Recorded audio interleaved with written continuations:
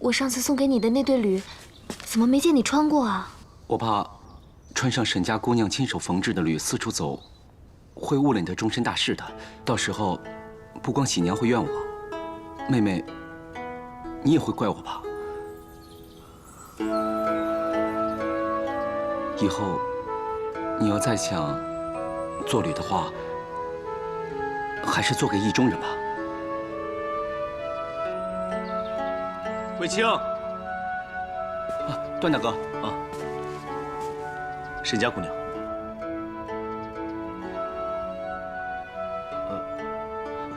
段大哥，你也找皇上有事吧？我刚好也找皇上有事，我们一起去吧。哦，好。沈家，我和段大哥还有正事要办，你先去给小公主拿花球吧。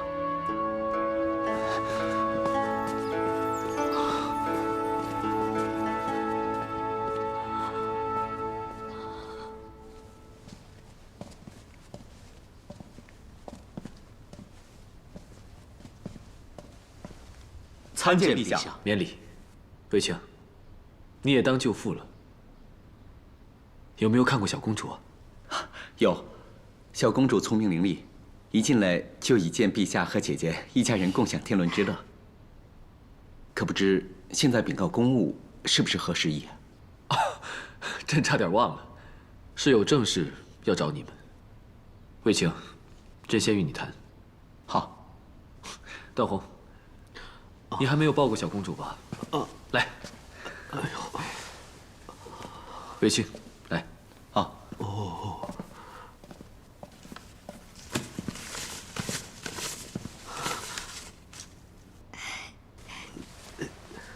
这里将建完工，以臣之见，可以在上林苑与建章宫之间再多修建几个园圃，及奇花异木，以助天下农务。段大哥，你放松一点。像这样，轻轻摇就好。这手放在这儿，然后呢，另一只手托住。对了，就是这样。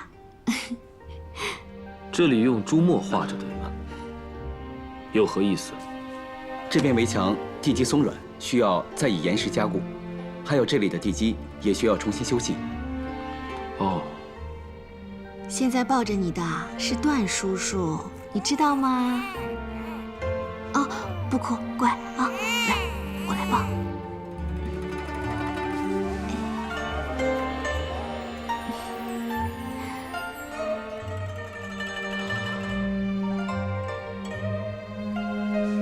这块控制的地方，你准备怎么处理？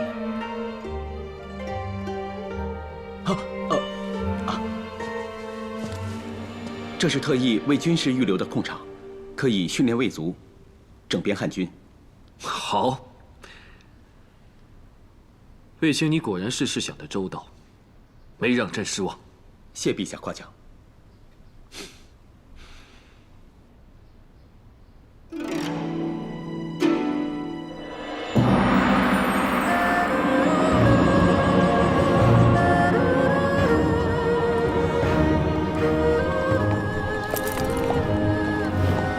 你不会是郑清吧？我是段宏哥哥，段宏哥哥，段大哥。哎，那你姐姐子夫呢？参见陛下。你跟朕说，你与一关外女子有结发之情，这是真的吗？陛下，请听朕解释。乖，不哭啊。来，我来抱。长公主最乖了。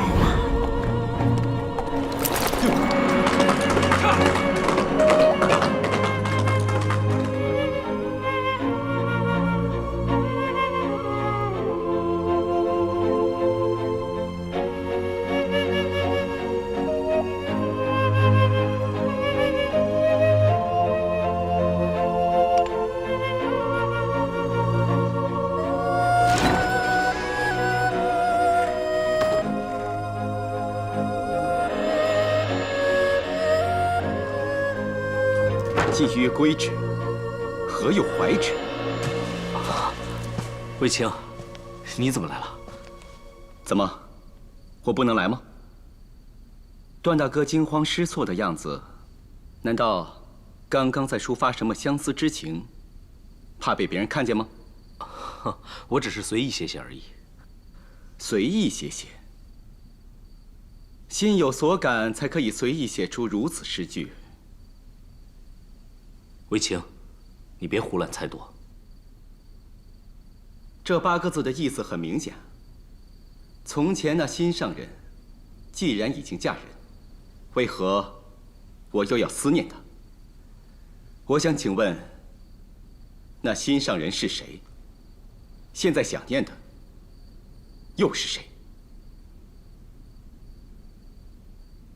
你不要告诉我，你的那位心上人就是你放心不下的关外女子，还是她是你的童年玩伴，宫中幽兰，就是我姐姐皇上的所爱卫子夫？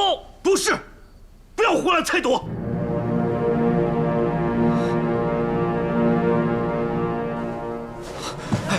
卫青，段大哥，从小到现在，你待我如亲弟，我视你为亲兄。重育以来，你教我宫中规矩，又教我剑术，我视你为良师。我遭人挟持，你舍命救我，我视你为救命恩人。今天我来，不是要逼你，更不是让你难堪，实在是因为姐姐的安危，不吐不快。卫青，起来再说。你对我姐姐的情谊，你承认也好，不承认也罢，我今天看得清楚。我只想问你一句：若今天看到内泄的不是我，而是皇上，后果会怎么样？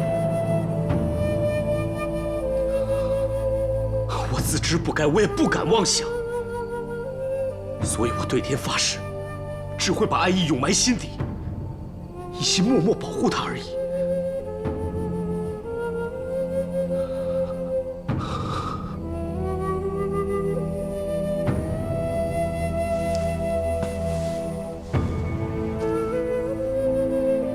你口口声声说要永远保护我姐姐，可是贵人妻室已是死罪，何况是皇上的枕边人？你还有命保护她吗？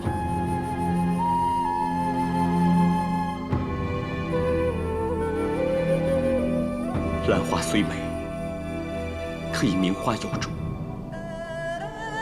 段大哥，你这么做，要置君臣之义于何地？置我姐姐的安危于何地？我何尝不知道其中的凶险？我已经尽力避险，无奈我一直在皇上身边，是避无可避。如果是避无可避，但只有一个字：走。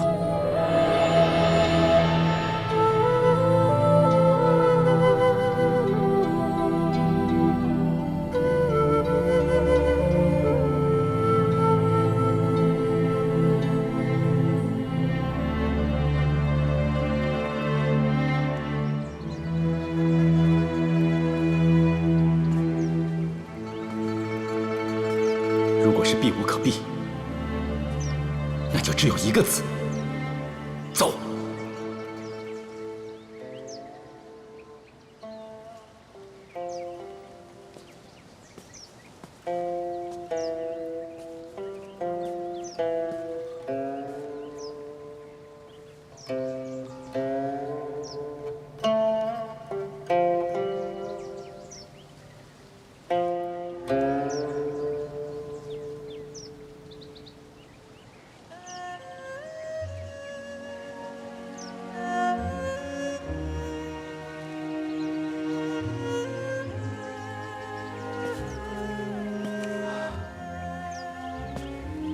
说来奇怪，我时常经过这里，往返未央宫，从来不觉得这里有什么特别。可今日细细一看，竟发现这里景色优美，尤其是清静的湖水，让我想起我们小时候一起放竹筒灯的那条小河。这里的景色确实很美。当年我跟皇上乘船入宫的时候，经过这里，就让我看得目不暇接。皇上那时候还怕我入宫会受委屈，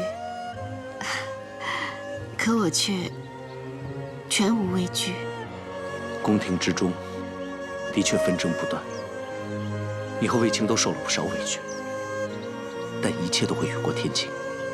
是啊，之前种种波折，不足为外人道，但是都已经过去了。如今种种恩眷，不可斗量，我已经知足了。既然如此，那为何刚刚你的琴声却透出忧伤之情？近日，皇上因为边患挂心，又提起张骞出使未归，至今还杳无音信。这的确是皇上的心头刺啊。原本与皇上约来蔚兰亭赏酒弹琴，皇上却心系边关有变，而我一介女流，没有能力替皇上分忧。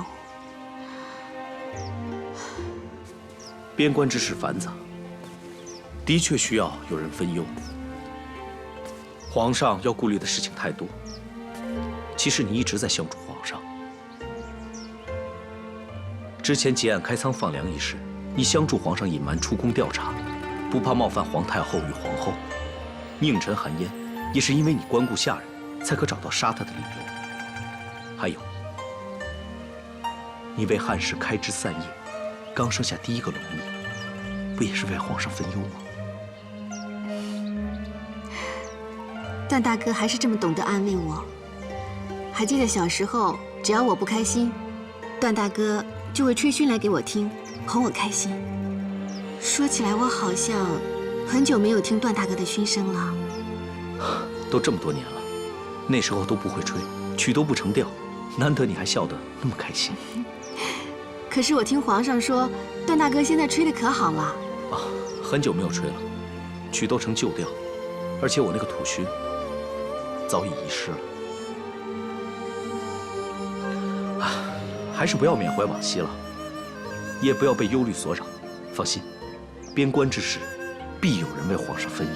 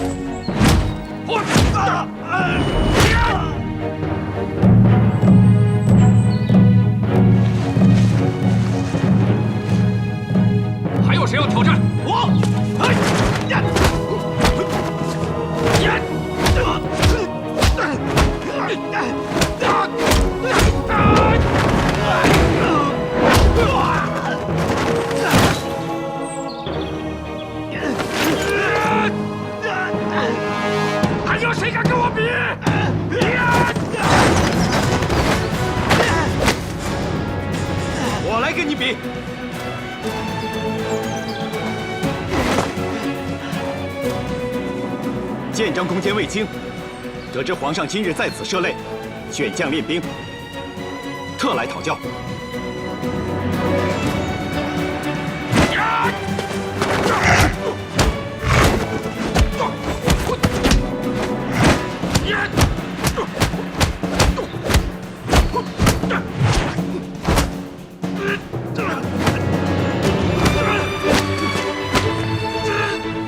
借力打力。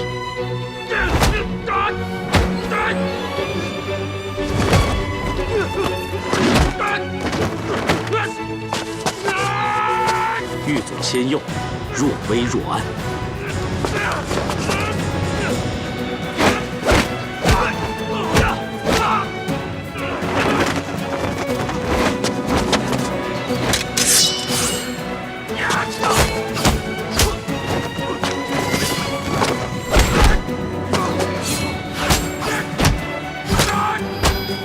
欲擒故纵，若往若返。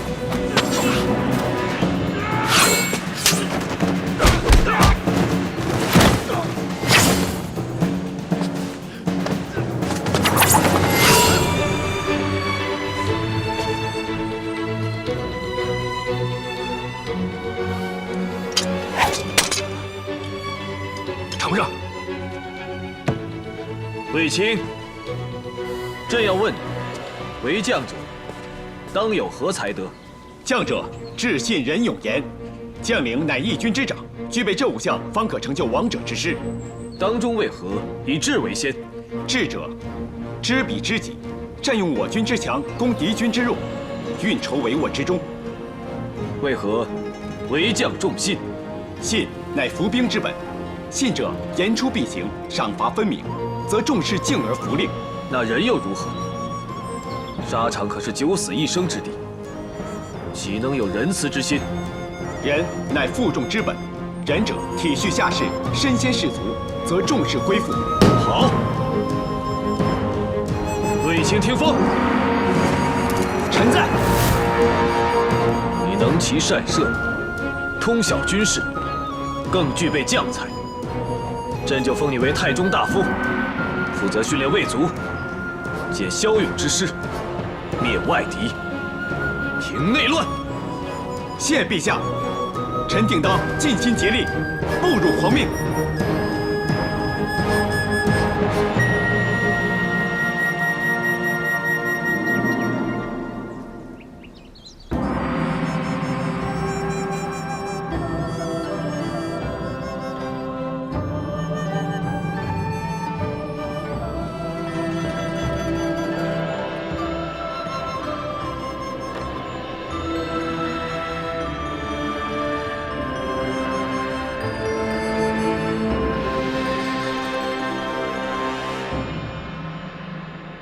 下去吧。诺。今年设宴赏花不同往年，适逢魏长公主出生100日，那杏花又开得特别灿烂，是吉兆啊！杏树开得繁茂，定是恭贺汉室添了小公主。平阳说得好，魏姬当初也是你举荐。汉室天女，你也算是有功，就赏你金子一钗吧。谢祖母赏赐。依孙儿看，那杏树如此繁茂，是预示汉室开枝散叶，太皇太后福山寿海。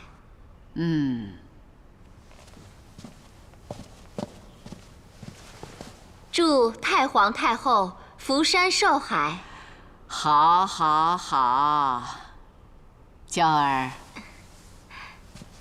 你统领众妃，恭敬仁和，我已命人特别准备了烽火树赏你，又给夫人、美人、良人各赏金叶梨1枚，希望你们继续为后宫添福。谢太皇太后。谢太皇太后。魏姬。奴婢在。魏长公主能转身了吗？要是能转了，就赏她玉姬玉床，象牙殿绿熊席。回太皇太后，小公主还在学。哦，那就赐5色纹玉环吧。奴婢代魏长公主谢太皇太后。还有，赐皇太后、馆陶公主御酒各1樽。谢母后。好啦，现在人人都有赏赐，皆大欢喜啊。祖母，好像还有一个人没有赏呢。啊？瞧我，果真是漏了一个人呐。彻儿还未赏赐。哀家知道，彻儿最近忙于政事，但仍然不忘请安，孝道可嘉。哀家就赏你“准奏”2字。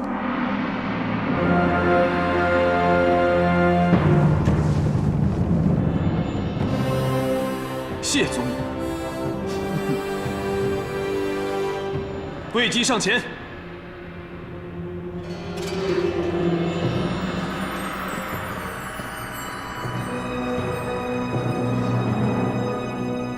之前朕向太皇太后请旨，册封你为夫人。今太皇太后赏赐准奏。爱民，小的在。命知然署预备女官残服，让太史令择吉日，正式册封魏姬为魏夫人。诺。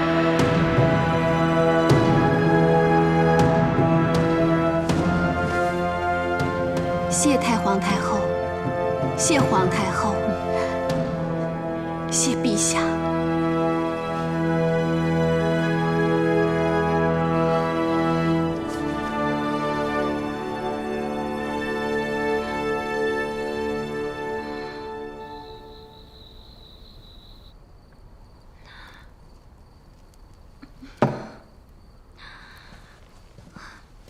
太皇太后万安。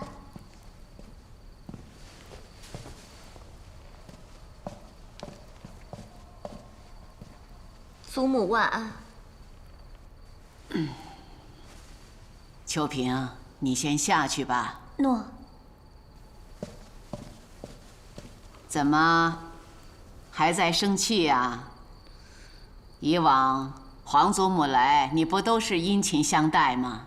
孙儿贵气不在了，比不上兰陵殿那些野花野草，又没有媚术，博不了皇上欢心。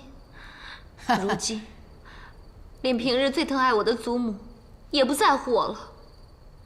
你这孩子啊，连哀家的心意都不明白，真是枉费哀家的一番苦心。哀家这个当皇祖母的，一要护你的面子，二要保你的后位，三要让皇帝宠爱你。你要体谅哀家的难处啊！祖母难，就因为疼我太难了，所以今天就护着别人。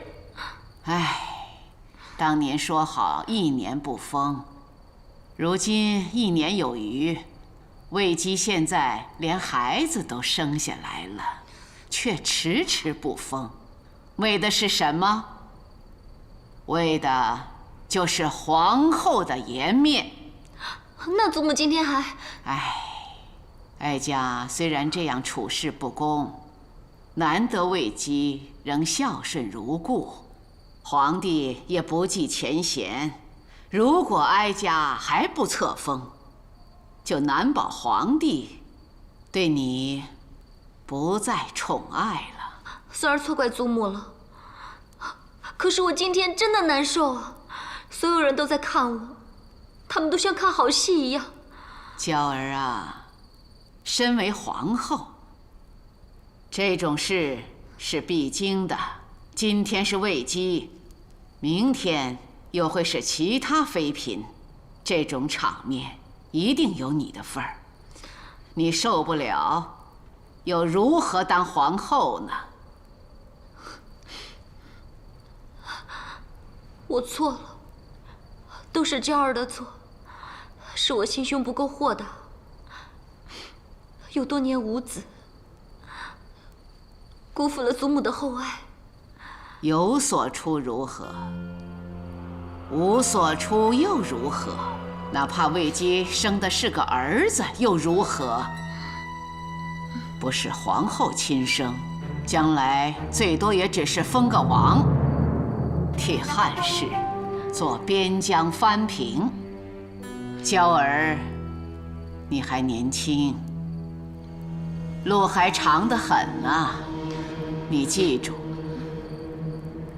你永远是皇祖母的心头肉。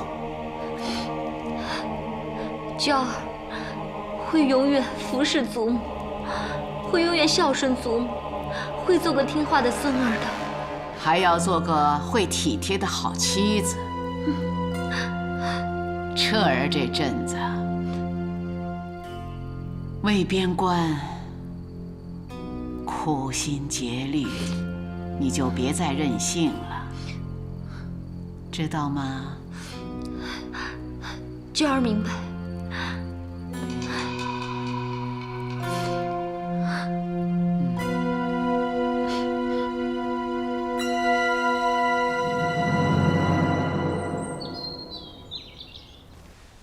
去西域？朕不准！张骞出使好几年了，至今杳无音讯。你要替朕去找，去哪里找？每次西域稍有异动，陛下都忧心忡忡。要张骞出使，就是望他带回西域的山形地貌、军情布局、物资民丰，以求知彼知己，将来百战不殆。这是艰巨，不能急于一时。近日外敌多有蠢动，危机更大。你不必冒这个险。陛下，正是因为外敌蠢蠢欲动，更需要了解西域，窥其全貌，以图谋策。陛下虽未明说，但臣明白。朕问你，你突然要往关外去，是要寻找那结发女子？若是为此，朕派人替你找。陛下，臣已不再眷恋旧情，决心割断情丝。此番前去，只是因为佩服陛下雄才伟略，爱民如子，愿效犬马之劳。你可知去西域是九死一生？臣曾驻守边关，熟悉当地风土人情。此番出使寻找张骞，打探外敌虚实，臣比任何人都更能胜任。陛下，臣孑然一身，了无牵挂。如能为君分忧，报陛下如山厚恩，乃臣之所愿，请陛下恩准。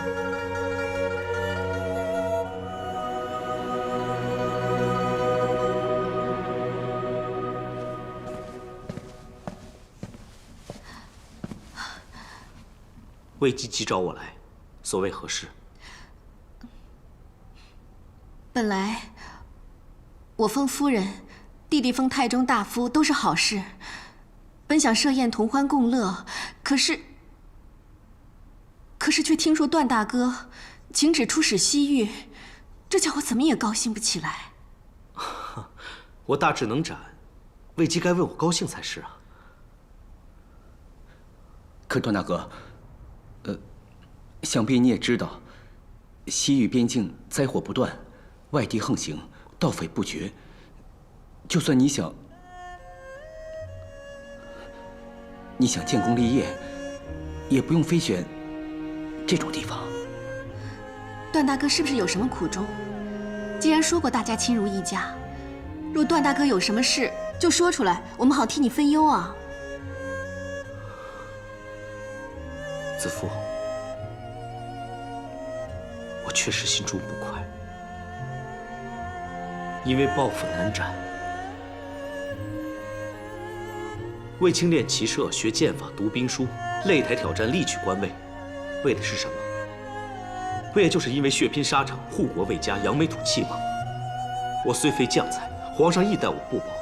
这次有机会一展抱负，也算凭自己的本事尽忠于皇上。可是，子父，男儿志在四方。如今卫青贵为太中大夫，证明他既能保国，自然也能护家，我就放心了。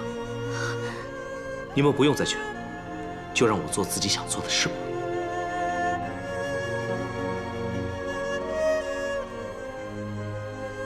那段大哥何时动身？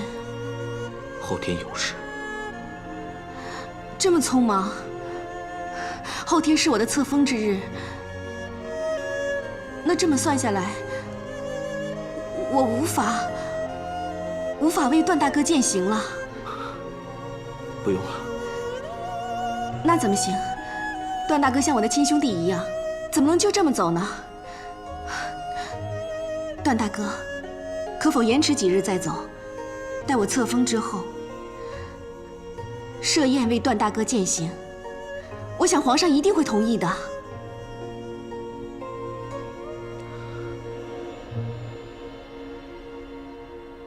好吗？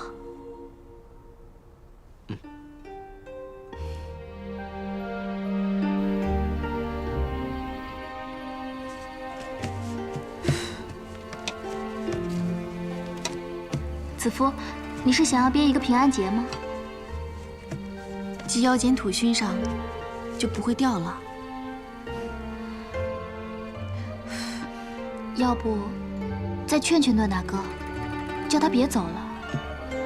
西域可真是挺凶险的。已劝不来了，何况他是为皇上分忧，我该感激才是。你也别担心了。男儿志在四方，不止段大哥，卫青也是要上阵杀敌的。建功立业、兴国安邦固然是好，能够平安归来才是最重要的。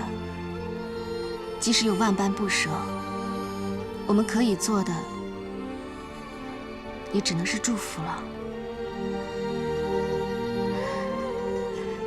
这平安节，你来编吧。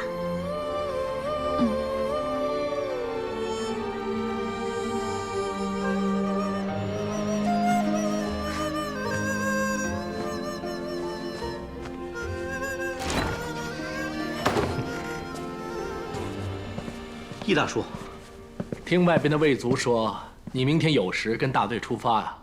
不是说好了和大家饯行话别了再走吗？皇上都已经恩准了。早走晚走都要走，饯行的话只会徒添伤悲罢了。哎，易大叔，你来找我是？哦，坐下再说。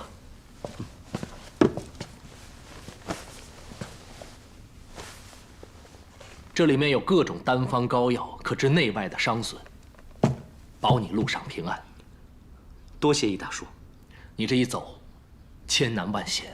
边关告急，如今正是报答圣恩的机会，更是为了你那心上之人。我不太明白易大叔所指。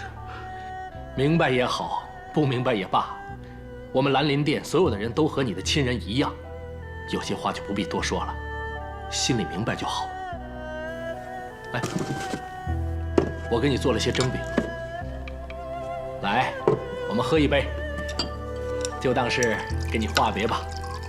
好。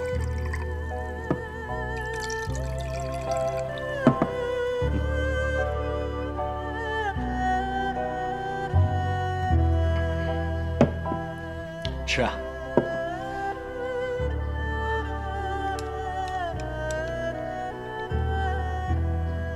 这蒸饼啊，是子夫教我做的。你若是觉得合胃口呢，我就再多做一些，让你带在路上吃。易大叔是早知道我会随大队离开，不想让大家伤别离吧？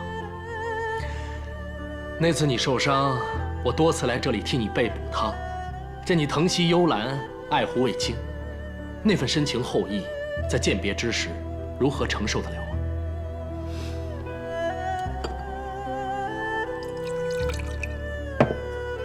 我敬易大叔。好。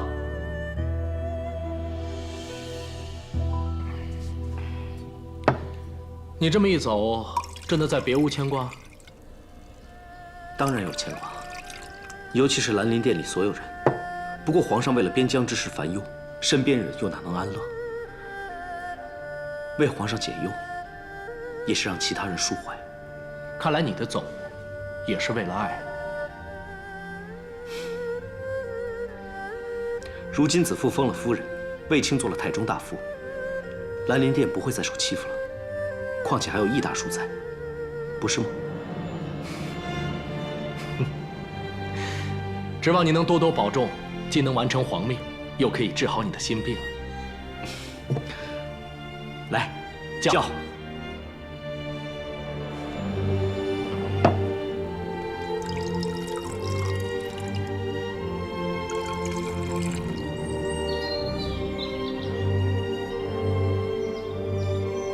卫子夫上前听风。皇上有旨，卫氏子夫贤良淑德，诞下皇女，慈范堪家，特封为夫人。从此承续义德，福泽后宫。令皇上赏卫夫人金银各500，绫罗绸缎50匹。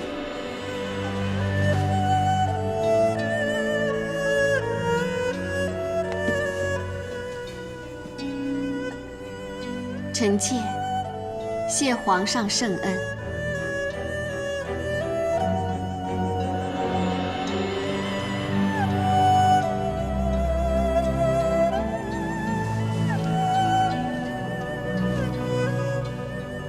喜魏夫人。谢谢各位姐姐。我早就说过嘛，妹妹封夫人是迟早的事。魏夫人以后可要多多照应我们姐妹呀。我们是一家人，心连心。我只求大家和和乐乐。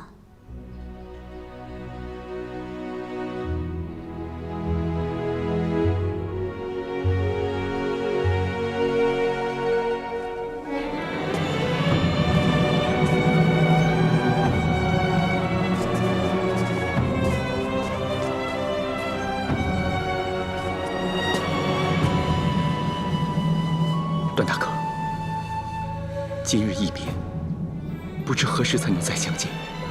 这里的一切就拜托你了。公孙兄，我的兄弟就是你的兄弟，拜托了，放心吧。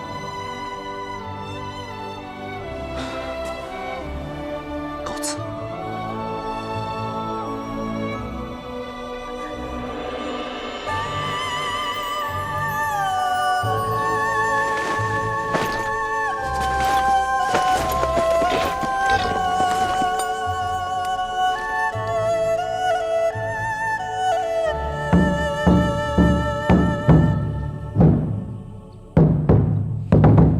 出发！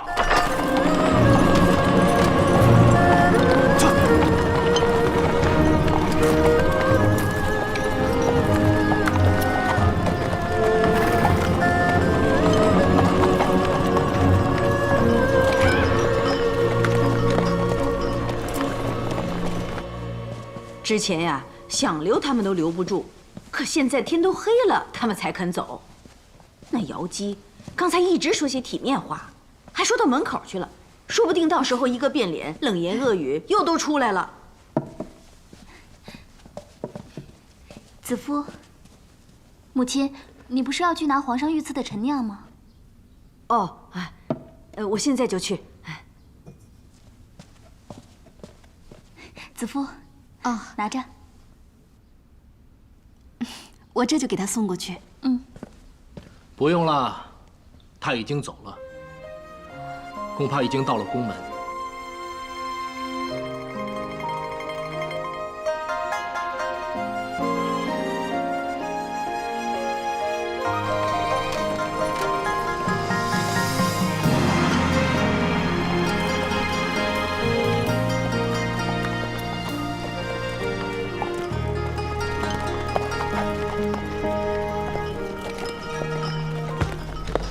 相思路，魂飞苦，明月寒烟人孤独。蝶舞花，卷飞舞，几番相思却年年虚度。冷风月，几回圆，孤灯寒夜愁难眠。花无主，孤飞燕，几度缠绵何时？你还记得他是谁吗？他是我们从小的玩伴。你是段宏哥哥。你还记得？忘不了，忘不了。子夫每当在荒野，就会想到段宏哥哥这颗北斗星。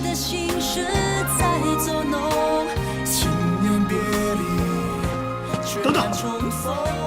西门仆夜段宏，奉皇上圣谕，阻止任何人进入兰陵殿内室，强闯者斩！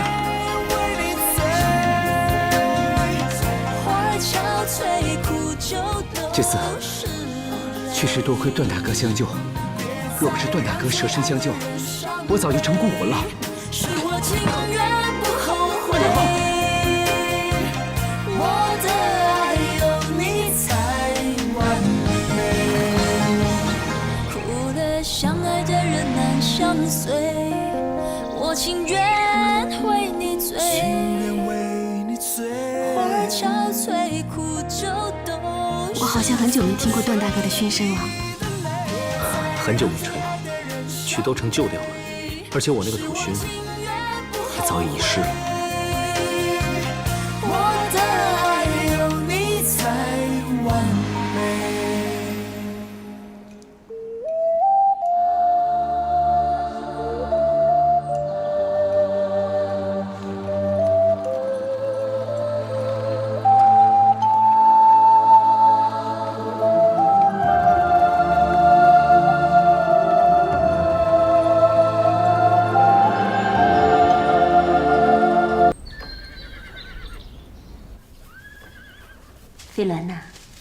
今天你满1岁了，送你这俄语。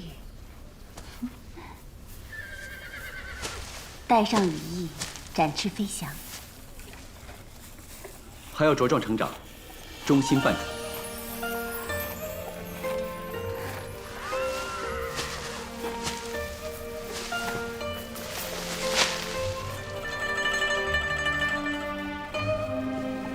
才半个月不来，他倒与我生疏了。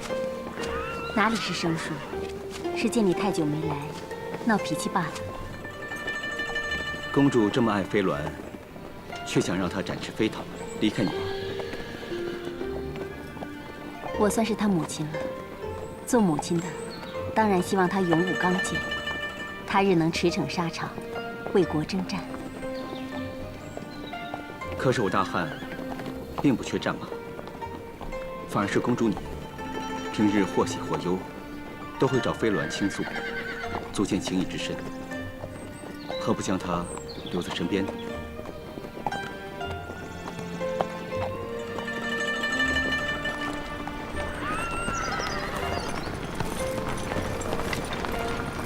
你要走了？每次来看飞鸾，都这么仓促，已经很难得了。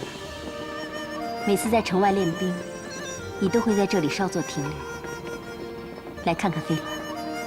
将来军中事务日益繁多，以后来看他的机会，可能就越来越少了。飞鸾由我来照顾，你放心。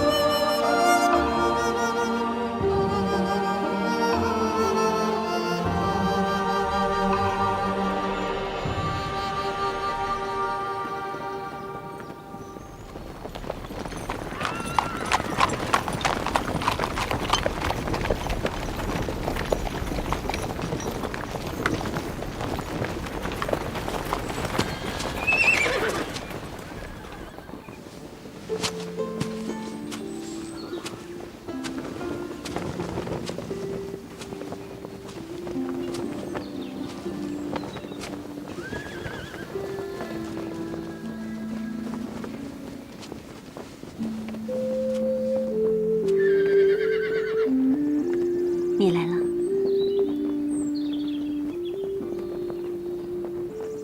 公主神色不比从前，难道还在为高祖庙失火一事烦心？最近太皇太后本来身体就不好，此事对她打击可不小。皇上令朝廷肃服5日，以表孝思，希望可以孝感天地，让坏事变成好事吧。可惜本来是好事的，若是遇上不好的事，就难化解了。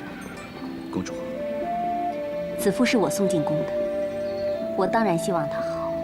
没料这第3胎还是女儿，凑巧遇上高祖庙失火一事，这次连百日宴都不摆了。虽说皇上对姐姐的宠爱不减，但作为一国之君，膝下无子，多少会有些失望。后宫那些闲言冷语，要多刻薄有多刻薄，只怕姐姐这次会很难受。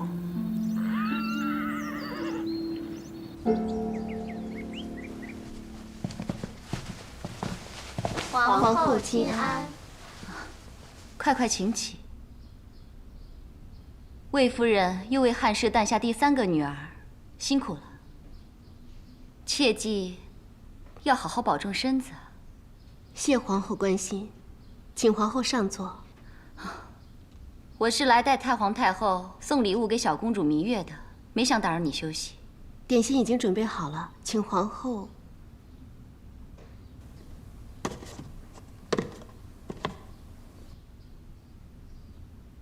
这是玉麒麟，你知道这其中有什么意思吗？你一胎一胎的生，就是不见生个皇子出来，太皇太后都怪我送的礼没有带彩头呢。臣妾一直未能为皇上诞下龙子，实在愧疚，累及皇后，更感不安。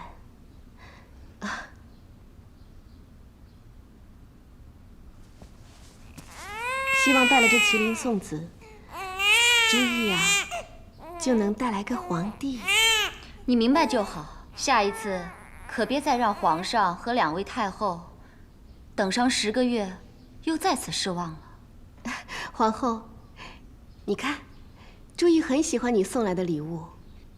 朱毅乖，我们摇着麒麟，请麒麟快快送来个小皇帝啊！别让2位太后和你父皇失望了。臣妾带小公主，谢太皇太后和皇后恩赐。可真是不巧啊，小公主一出生就碰上高祖庙失火，难怪有人说是灾星降世啊。但是这怎么能怪她呢？再怎么说也是龙裔啊。不过她出生的也确实不是时候，所以2位太后决定不摆百日宴了，只能委屈她了。皇后别这么说，小公主不委屈。在失火之后，臣妾就反复思索，若为小公主铺张设百日宴，与礼不合。本想奏请太皇太后取消这家宴，现在好了，原来2位太后早有此意。如今，臣妾也就心安了，让朱毅与我们一起守孝就好了。你明白就好，那我就放心了。摆驾。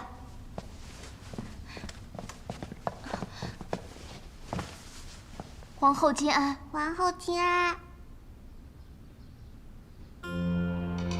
这是什么东西？现在是什么时候？宫中上上下下都穿素表孝，你却佩戴彩缨。妹妹喜欢，看着会笑。皇后，是奴婢不好，奴婢没有看好小公主。这可是冲撞祖先，是不孝，岂是一个贱婢能顶罪的？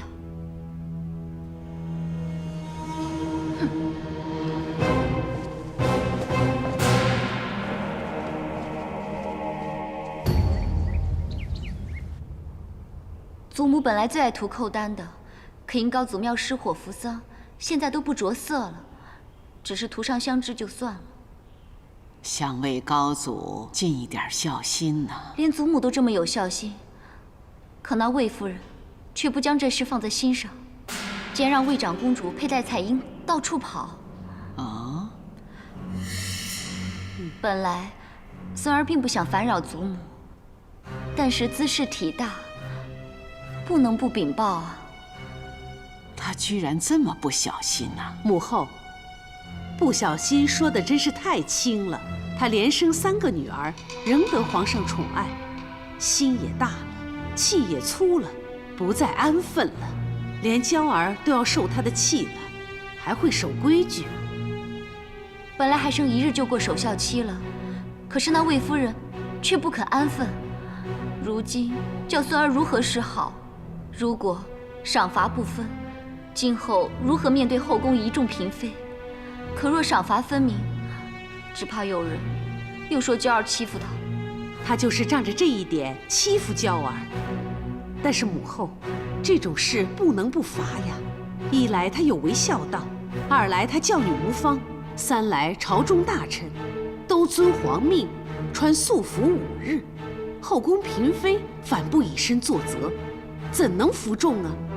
她上愧对祖先，下疑惑后代，外遭人画饼，不但要罚，而且要重罚她。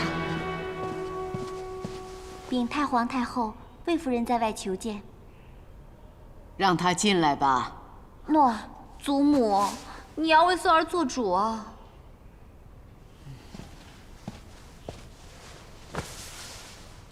臣妾参见太皇太后、皇后、窦太主。听说你做错事了。是，臣妾教女无方，让魏长公主佩戴彩缨，有违皇上素服5日，以表孝哀之圣谕，大失体统，求太皇太后赐罚。知错就好了。这女儿啊，别看她现在年幼，若不严加管教，以后就骄横任性，不顾你心意，不管你死活，只管争脸争宠，不让你安宁。臣妾自当谨遵太皇太后教诲，严加管教3个女儿，绝不让她们长大之后恃宠生骄。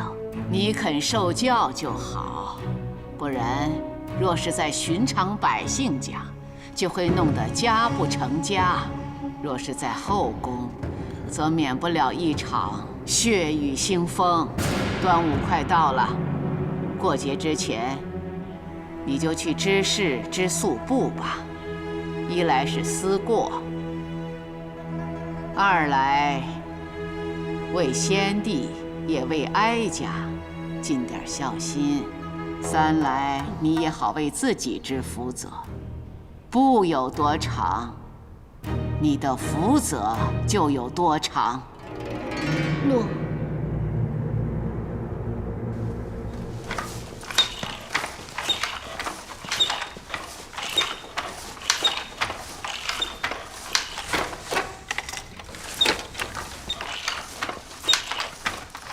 魏夫人。姐姐你怎么来了？即是绵长孝思，我也来为太皇太后尽一份心，与你一起为自己知福。说是为自己，实则是为子父。子父心中感激。当日嘉慈离世，正好皇后及其他姐妹们为皇太后庆生张罗，这宫中上下谁会关心我这个避喜远离喜庆的伤心人？只有魏夫人亲自为我熬汤，助我安眠，又带我到蔚蓝亭畔，教我点放竹筒灯，为王母祈福追悼。这都是举手之劳，但却让我感到这宫中仍有温暖情谊。我们这些人每天都要看皇后的脸色，眼看你受委屈，我们也不能说什么。还好这次太皇太后未有重罚，而且没有下令只许你一人织布，我才可以过来凑数帮忙。凑数不妨就都算我一个吧。赠香之情我不会忘，当时幸亏有你，否则皇上许久没来我处，一来若发现炉中无香，我囧都要囧死了。我进来的时候就已经看见姐姐了，你还想在外站多久呢？我做了些小菜，自己一个人吃不完，就带过来了。看你们可不可以帮帮忙？藤姬有心了。3位姐姐都来看子夫，子夫心里真暖啊。这几年，你是如何对待宫中众人，大家有目共睹。正因为你一向良善仁惠，事事以德报怨，所以宫中众人都想为你出一份力。只是你经常被责怪，委屈你了。子夫有3个女儿承欢在膝，这次能将功补过，能得到3位姐妹的帮助，没有委屈，只有幸福。魏夫人就是这样，什么艰难的事到她身上都能开心面对。我儿时的周夫子曾经说过，笑着日子容易过。以后呀，我们都要向魏夫人学习。要是人人都像魏夫人一样，宫里就真的和乐多了。是啊，你们就别夸我了，我也是一步步的在学。我们一起知福存孝，为太皇太后福寿延绵，奉体为安，祈福。好。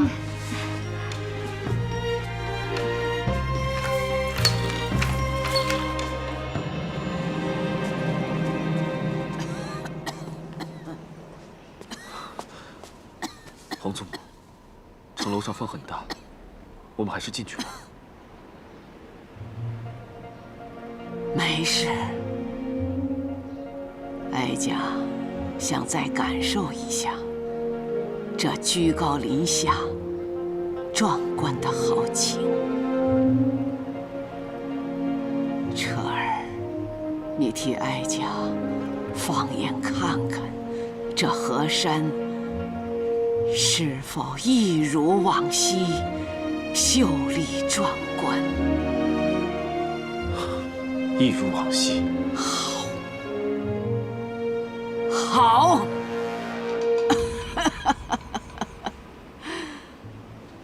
河山没有变呐，但是我的彻儿变了，俊威凛凛了。彻儿长大了，稳重了，懂事了，国事家事自有主张。哀家的眼睛虽然看不清，可是心是雪亮的，站在这儿就可以感受到大汉的子民安居乐业，气象和顺啊！好啊，彻儿，你初登帝位，总以为祖母处处阻拦你，你可知道？当时你只是一个20岁不到的新君呐，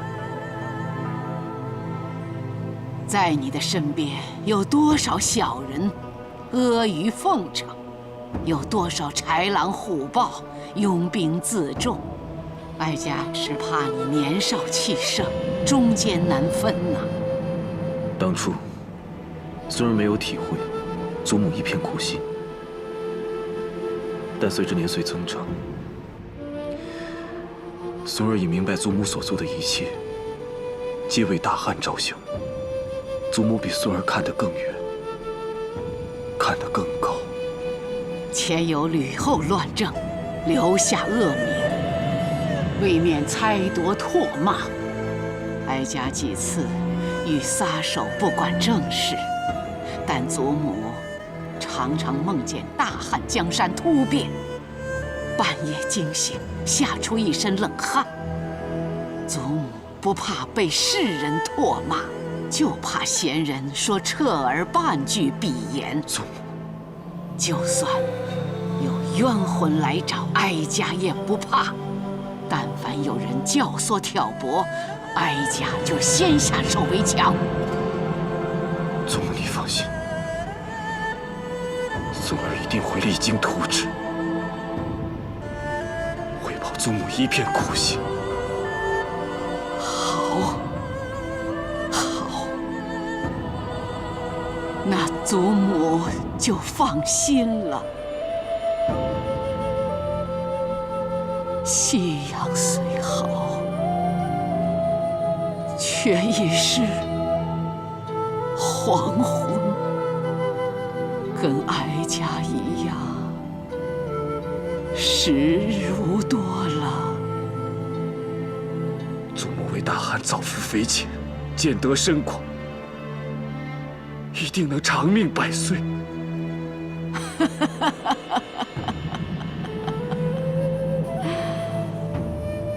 哀家的身子，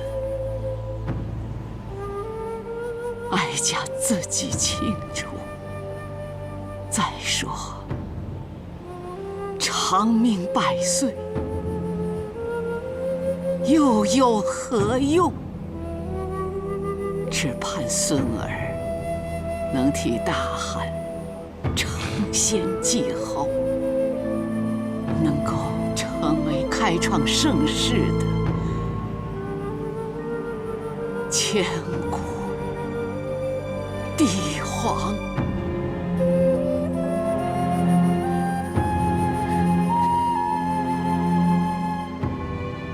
孙儿一定不负祖母所望。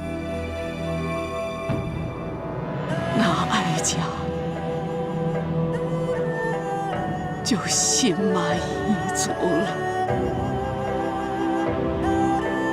一个老人，还有什么能比得过能够盼的孙儿？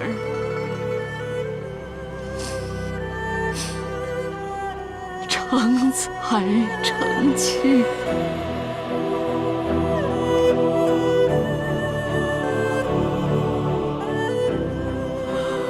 孙媳贤孝呢？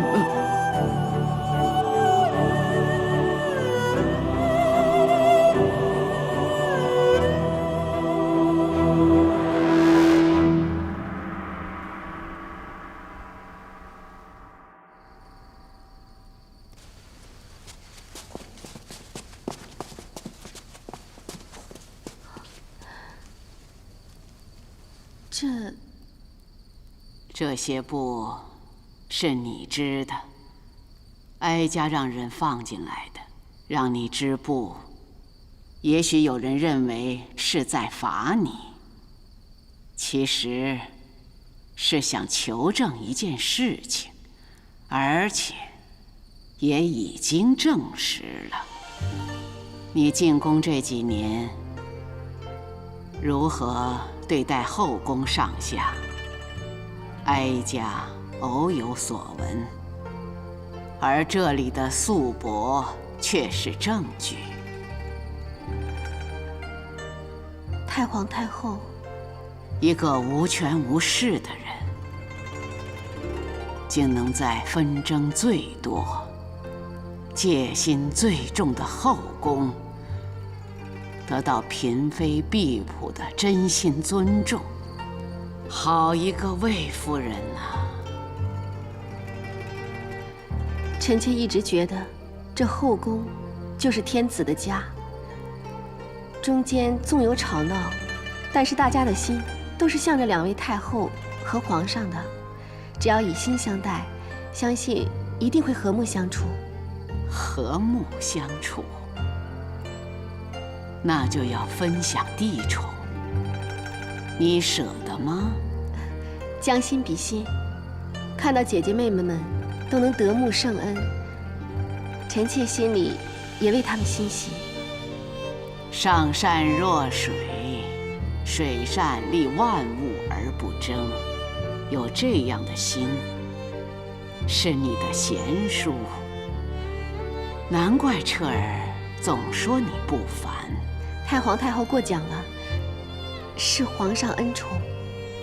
哀家最希望的，就是你能为皇帝生个皇子。臣妾明白，可是，一切自有天意。哀家不是抱怨什么，只是深信，皇子由你管教，必不骄纵。若出自其他嫔妃，就难说了。你心善贤良，必得天助，终会为我汉室天子天孙继承千秋大业。谢太皇太后宠爱。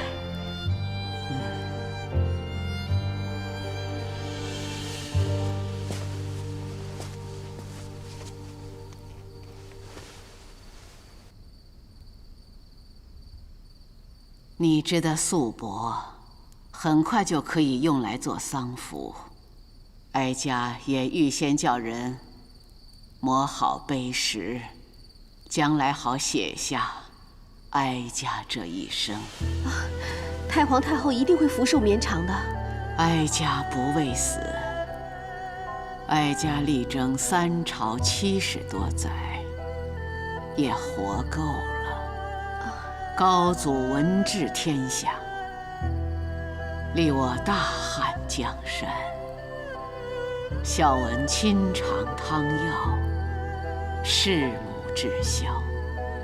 薄太后得诏后宫，母仪天下。哀家也辅助了3朝皇帝，无愧无悔，只遗憾与你尚未深交，不曾施恩于你，却已经要别离了。太皇太后对臣妾已恩重如山。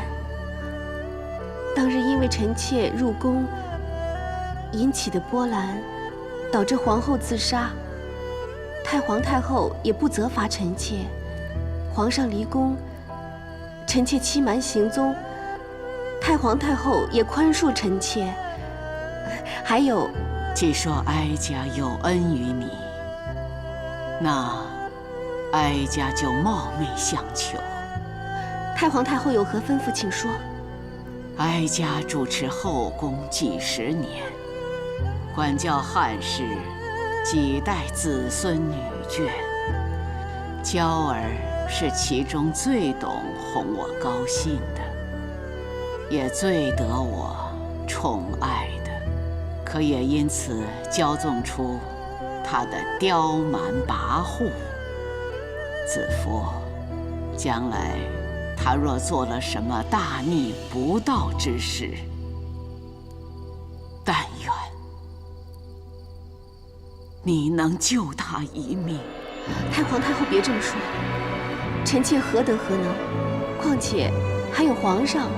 不，哀家只怕下杀令的就是皇帝。彻儿是千古明君之才，可最容不下娇儿的就是他。既已君临天下，只怕他日一道圣谕，不说情分，只谈国法。臣妾明白。皇后若出事，最有可能统领后宫的就是你。若皇帝要杀娇儿，你就看在哀家的份上，保住他的性命，就当是还哀家的恩情，可以吗？臣妾谨遵太皇太后之命。有你的承诺，哀家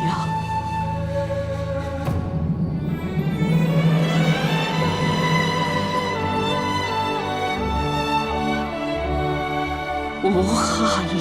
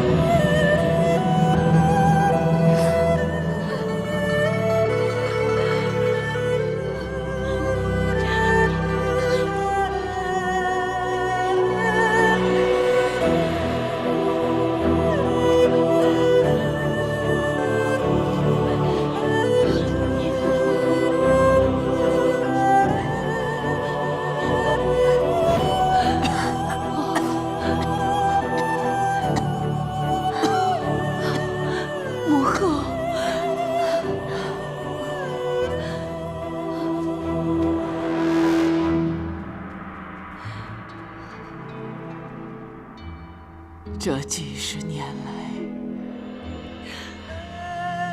陪在哀家身边的始终是你最令哀家窝心的，也是你纵使你有千万个不是，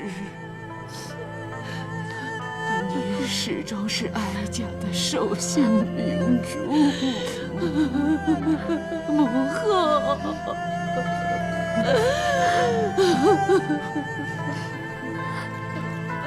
哀家所有的金银财物，奇珍异物，全都留给你。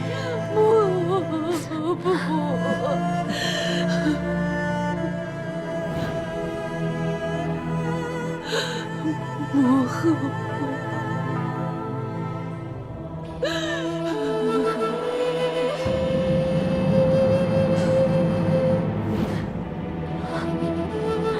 娇儿，你虽然娇蛮任性，可你也最懂得哄哀家开心。哀家活了如此一生，却觉得管教自己的孙儿，远比管治天下来的难。娇儿错了，娇儿不孝，让祖母操心了。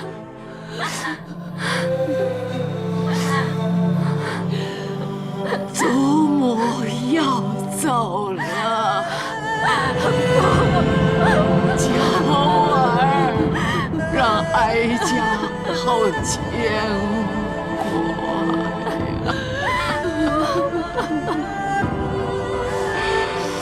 哀家留给你的，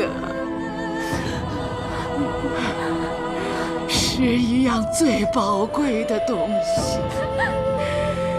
一道保命符。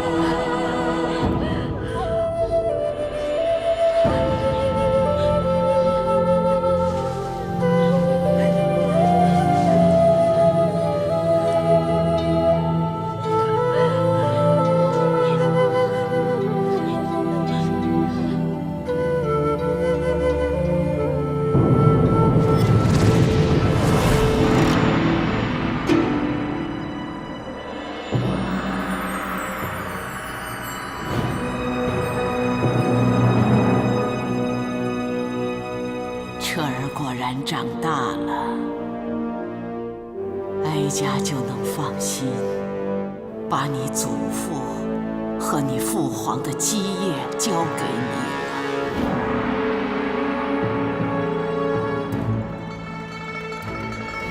彻儿最近忙于政事，但仍然不忘请安，孝道可嘉。哀家就赏你准奏二字。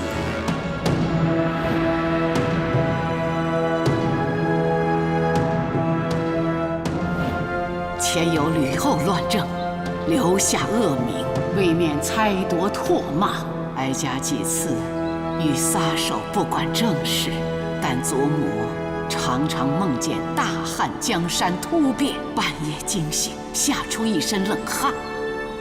祖母不怕被世人唾骂，就怕闲人说彻儿半句必言。就算有冤魂来找，哀家也不怕。但凡有人教唆挑拨，哀家就先下手为强。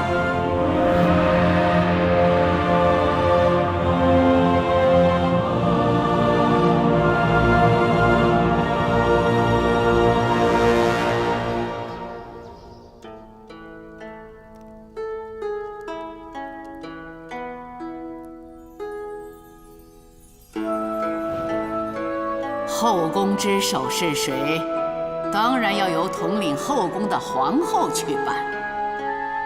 皇后是你说废就能废的吗？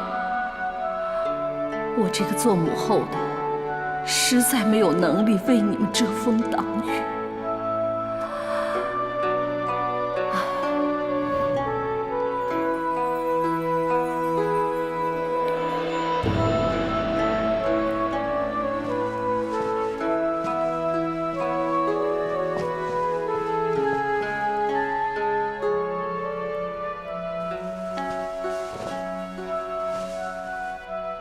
母后别再难过了。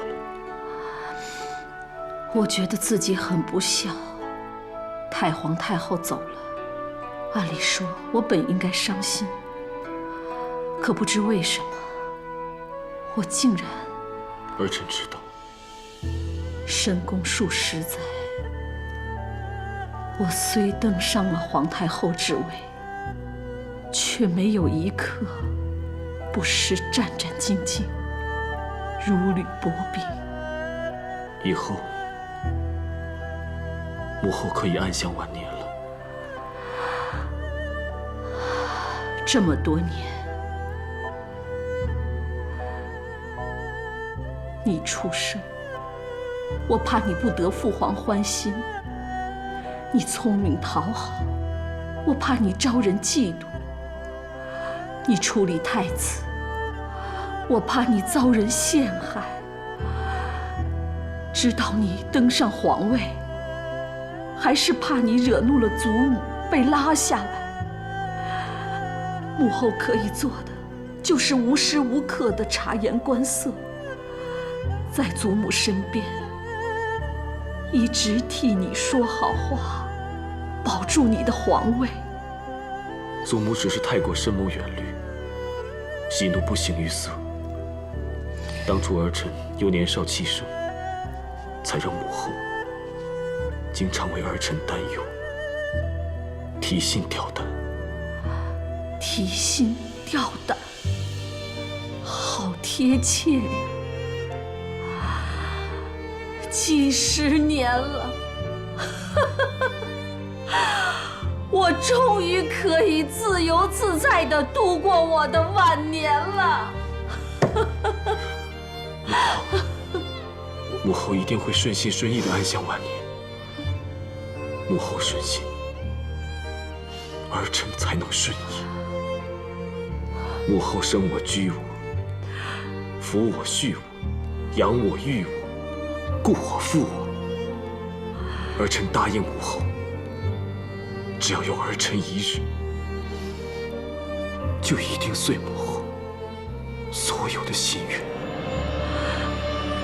有你这句话，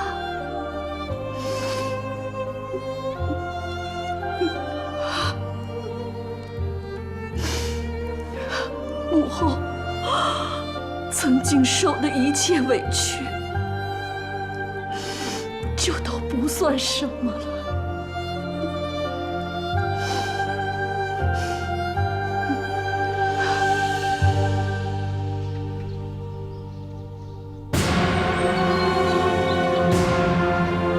许昌丧事不办，免去丞相之职。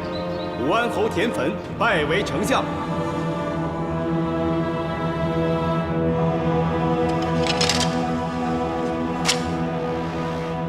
太常定失序无德，恳请陛下将其罢免，以安朝堂。谁来顶替？又是用舅父的门生？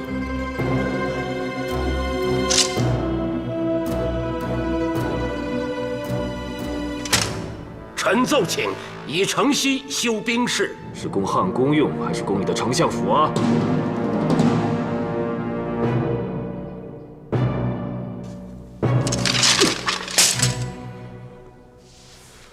别讲了，都是田汾谋利自肥的想法。要朕再看，也是无朕的眼目。陛下，再怎么说，他也是你的舅父。那又如何？这3年来，他用人为亲，贪赃舞弊，如今越发猖狂，竟奏请守城南田地，以建粮仓。朕不如将整个武库都给他好了，否则朕就废相保君威。母后生我居我，抚我恤我，养我育我，顾我负我，儿臣答应母后，只要有儿臣一日，就一定遂母后所有的心愿。这3年来，田汾用人为亲，贪赃舞弊，如今越发猖狂，竟奏请收城南田地以建粮仓。朕不如将整个武库都给他好了，否则朕就废相保君威。子父，你有何看法？朝中之事，臣妾不敢议论。朕命你说。臣妾不敢，陛下在气头上会迁怒于臣妾。你若不敢劝朕，就不是朕的子夫了。你可知道这3年来，朕劝告了田汾多少次要收敛，但他却一发嚣张跋扈，目无君上。臣妾知道陛下盛怒，只因忧国忧民，担心万民福祉受损。可是陛下这一怒，却让臣妾想起弟弟早前提起过的用兵之道。可惜臣妾才疏学浅，不理解其中的深意。什么用兵之道？为何主不可以怒而兴师，将不可以运而制战？因为怒可以复习，运可以复运，亡国不可以复存，死者不可以复生。那是不是说，怒运的情绪可以改变，但是怒运之下兴师打仗，造成的伤亡甚至亡国，就不能改变？子父，你是想说，盛怒冲动做的决定，后果不能挽回，要朕息怒三思，是吧？以田汾为相，是陛下答应皇太后的。若贸然废相，必损母子之情。皇太后见儿子与弟弟失和，也定会忧心难过。陛下弑母之孝，相信也不忍见皇太后难过。这是两难啊。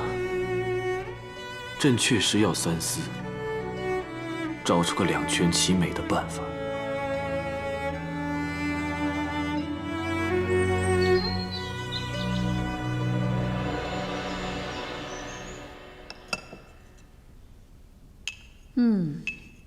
好漂亮！难得娇儿这3年来每天都亲自帮哀家涂扣丹。娇儿她能服侍你，是她的福气。皇上驾到！参见陛下。都不用多礼了。儿臣给母后请安。免礼，坐。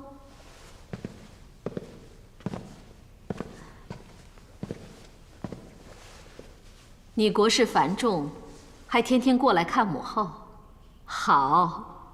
母后刚才还对他们说，最近儿媳孝顺，让我觉得好开心。就连我弟弟田汾，他虽为丞相，公事繁多，也经常来嘘寒问暖，搜罗一些奇珍异宝、稀世药材，让母后觉得好顺心呐。母后顺心就好。但这些呀，也比不上他能辅助彻儿你更得母后欢心。母后正想着该赏他什么呢？彻儿，你来的正好，你帮母后想想。母后觉得该赏什么便赏什么吧。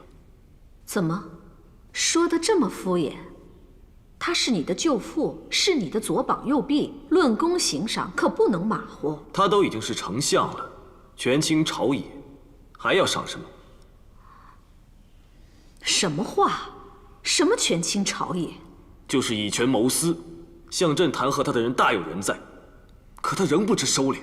哼，嗨，母后还以为是什么大不了的事呢。听弟弟说，他一心为国，事事严办，难免遭人嫉妒。弹劾他的人是有，可往往都是些卑鄙的小人。我看呀，你把那些告状的都治罪就好了。这恐怕要错怪忠良了。丞相所谓的一心为国，不少都是巧立名目，实则中饱私囊。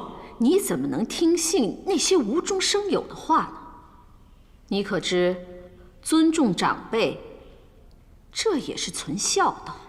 臣妾有一事欲请奏。说吧。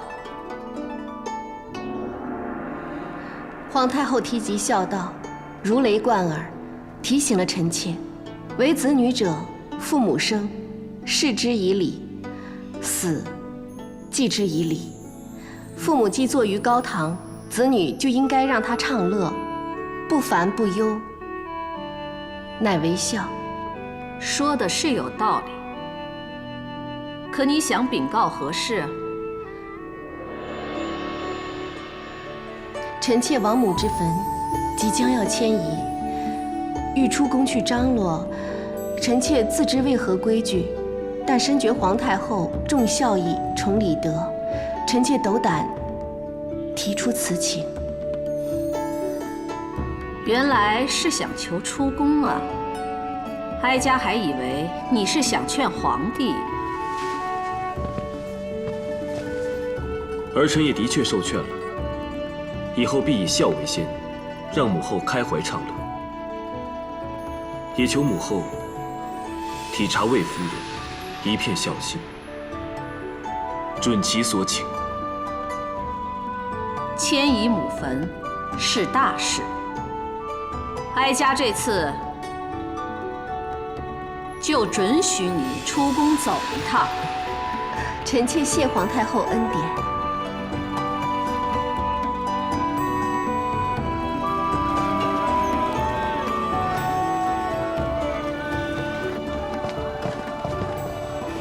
小二，今日还是老菜式。哎呦，君侯，哎，不好意思啊，君侯常做的冬香，今日恐怕不能用了。那个，不知可否屈尊就坐楼下呢？那冬香一直是我们君侯所抢，怎会让给他人？你是欺我们君侯今不如昔了吗？不是。哎，我们走吧。哎，来了来了！有失远迎，有失远迎。冬香已经打扫一新了，保证贵客满意。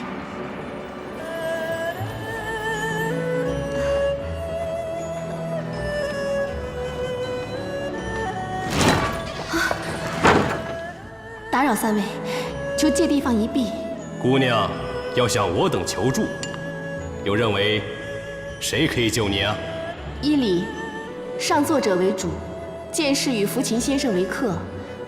虽然只比大人深衣素朴，但腰系盘囊、剑钩，乃朝臣常用之物。求大人借地方一避。好一个心思缜密、知书识礼的姑娘啊！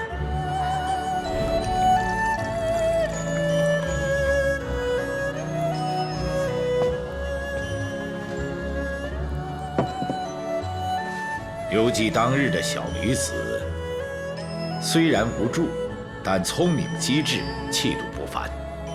老夫曾感慨，想不到如今已贵为魏夫人了。若是没有君侯当日的救命之恩，又何来我与弟弟卫青的今日？别说姐姐了，我们一家五口对君侯皆是感恩戴德。姐姐一直在说君侯为人正直，为君分忧。今日得见，卫青之幸。晚辈敬君侯一杯。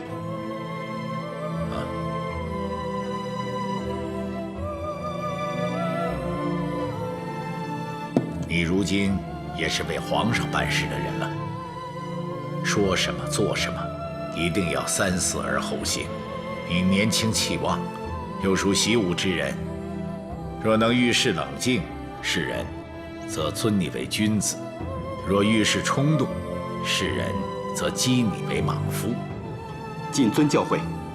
君侯贤良，难怪皇上也一直念念不忘窦丞相，还盼着你能再做他的臂膀。我不过是一个废弃之人，别说保国安邦，就连自己的田地都保不住，被人给强占了。君侯有功于朝廷，他们未免欺人太甚了。君侯的地在哪里？卫青定为你讨回公道。哎，就在城南30里处，没了就没了吧。正所谓，小人殉财，君子殉名，又何必为了区区一块土地而争义气呢？今日，多谢二位，让窦婴依旧做了东乡，做了上座。你们姐弟真诚良善，是大汉之福啊！若能跨过宫中的种种险关，将来一定前程无量啊！告辞，告辞。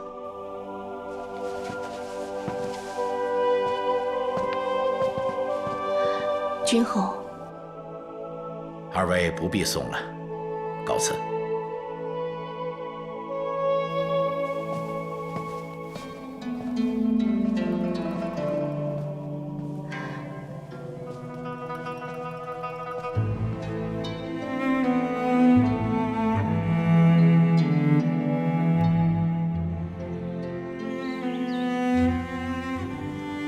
那块地是魏齐侯的，他是我们的恩人，曾经的窦丞相。当初田丞相说要送城南的那块地给我，我只一心庆幸母亲的坟终于有一块良地可以搬迁，我怎么会想到那是魏齐侯的？现在我们知道了，我们该去跟田丞相说那块地我们不要了，让他赶紧收手，免得抢夺。可我都答应了，谢礼也都送过去了，如何能收回啊？况且他身居高位，又是国舅。大哥，君子当公以受禄，我们从未有功于他，怎能受他如此厚礼？卫青，他是当朝丞相啊！我就算能不顾及自己的项上人头，我也得顾及他的面子。如果我不给他面子，他又如何能让子夫好过呀？我这都是为了子夫着想。大哥，你糊涂啊！只怕丞相是要欺压魏齐侯，强取他的土地，顺便做馈礼，我们家倒成了他的帮凶了。丞相自己不痛不痒，可是姐姐呢，还欠了他的情，不得不在皇上面前说他的好话。你是害了姐姐。卫青，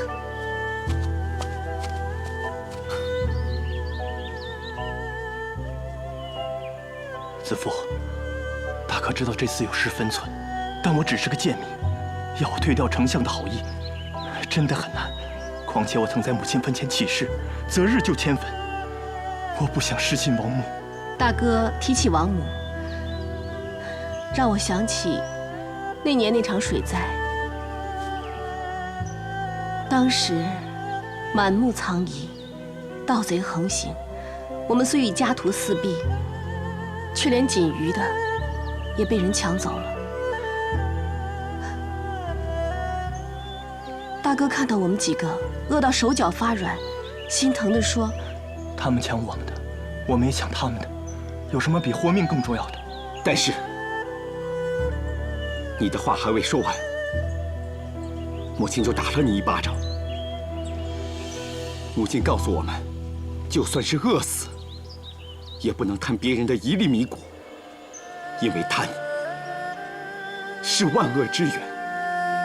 人一旦有了贪念，就会生坏意，这样的人即使是活着，也是祸患。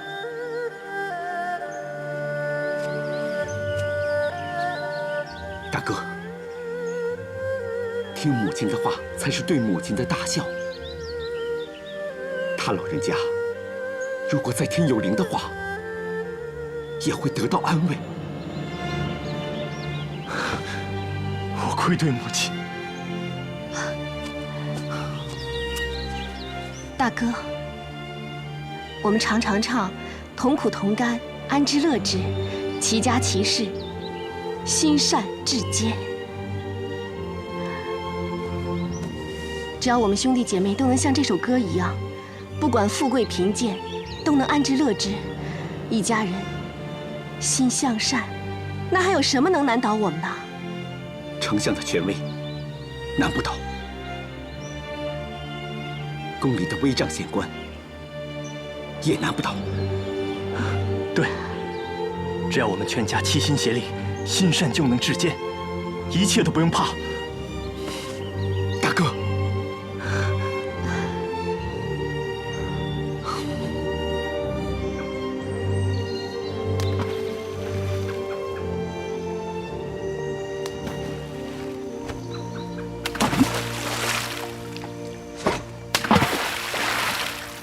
你把鱼都吓跑了。田地几乎被侵夺，你还有心垂钓？最后不还是保住了吗？可那田汾越来越过分，说不定他下回又要别的。那些王公贵胄，个个趋炎附势。君侯你不在朝中，现在连门庭都冷落了。可总是会有人不论贵贱，真心相待。我能有你这样的朋友，就心满意足了。哼，我又帮不上你什么，又不是皇上。怎么又扯到皇上了？皇上当年说过，一定会重用君侯，也会顾念我的功劳。如今呢，你我二人还是废弃不用，倒让庸碌贪心的田汾位极人臣，把持朝政。皇上也是有难处啊，你总不能让他为了一个田汾跟自己的母亲争执吧？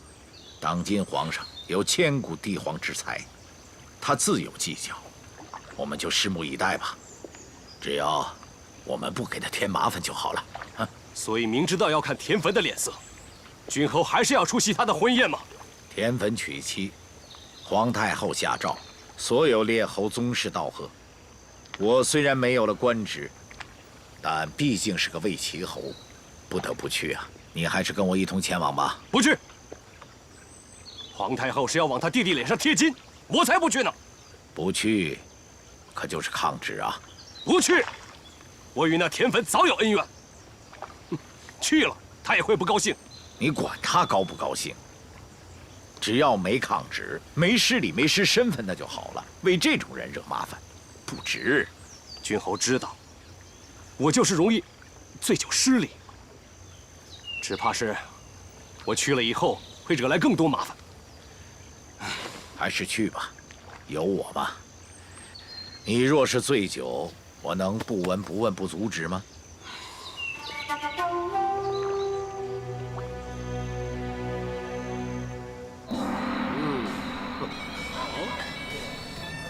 恭喜丞相！恭喜丞相！恭喜丞相！贺喜丞相！都说不要来了，你看人家多瞧不起君侯你啊！哎，去敬酒，我不去。哎，不要失了礼数啊！去。好啊，好。恭喜丞相！贺喜丞相！喝。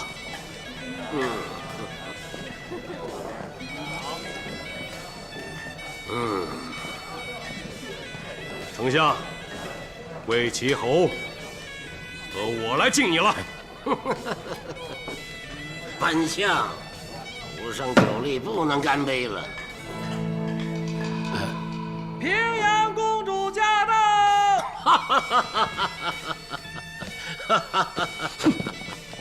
参见公主，参见平阳侯，欢迎大驾光临。都免礼。谢公主。舅父大喜。舅父大喜啊！这是公主和我的一点心意，祝舅父舅母琴瑟和谐。哎呀，多谢多谢。哎，请上座。田汾，你这是什么待客之道？一点都不懂得尊重。魏齐侯怎么说也是先帝封的侯。冠夫，你喝多了。好，冠夫兄，来，走开！你要管，先管好自己的夫君。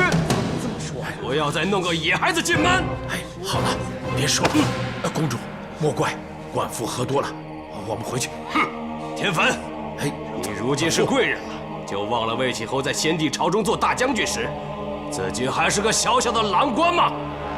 如此怠慢他，这成何体统？你这个丞相之位，还不是靠你姐姐强占回来的？你放肆！你卖官鬻爵，贪赃枉法，霸人田产，贿赂后宫，这些对你来说都是小罪。我还知道你一些抄家灭族的大阴谋，证据确凿。官司借酒闹事，来人，抓住他！参见皇太后。弟弟，你刚新婚，不陪夫人，怎么一大早就跑进宫来了？姐姐，你把我给害惨了。弟弟，你快起来！你说我怎么把你给害惨了？你娶燕王女儿为妻，我出资替你办婚宴，我碍着皇太后的身份不便出席，却下诏让长安城的关侯去给你添面子。哎，他们是来给我添屈辱的。发生了什么事？官夫昨天晚上在婚宴之上，当众侮辱本官，说我欺压前朝丞相，那也就罢了。可是他还骂姐姐你，说你偏私护短，为弟弟争逐丞相之位。这个官夫真是目中无人，胡说八道！我叫人把他抓起来。姐姐恕罪，为免婚宴出差错，得罪燕王，我已将他收押起来了。你是丞相，这点小事何罪之有？哎呀，我是怕别人说我没气度，仗势欺人，而损了姐姐你的名声。别怕，我让皇帝治冠夫的罪，旁人没话说。哎，姐姐万万不可，只怕皇上相信冠夫之言，反定我罪呀。皇帝怎么会凭一个莽夫的话治自己亲舅父的罪呢？其实皇上早就想废相，以建内朝。现在朝政之事直接和内朝官商议，我是不得过问的。真有此事？是啊。我去找皇帝问个清楚。哎，姐姐，不要再为了我这个无德无能的弟弟，伤了你们母子情。我这个丞相不做就罢，如今皇上已经厌弃我。哼，众臣正如冠夫所骂的，说我以权压人，霸占田产，勾结外戚。我还是罢官归田，以免姐姐你再遭受人闲话。什么田产？谁的外戚？这究竟是怎么一回事？那还不就是因为城南30里那块地吗？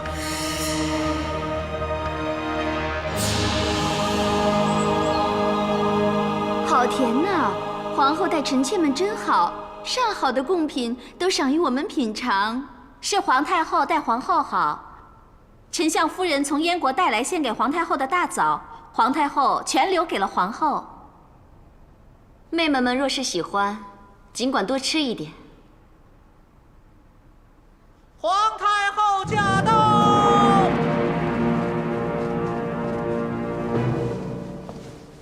皇太后请安。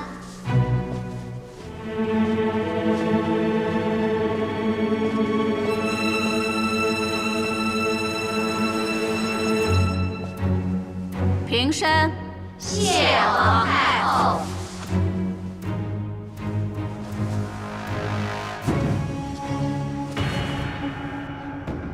母后来得真巧，我刚把母后赏的枣子分与妹妹们品尝，大家都说鲜甜可口。谢皇太后赐。皇后真是知大体，众妃也知进退。可某些人呐，口蜜如枣，心嘛。魏夫人。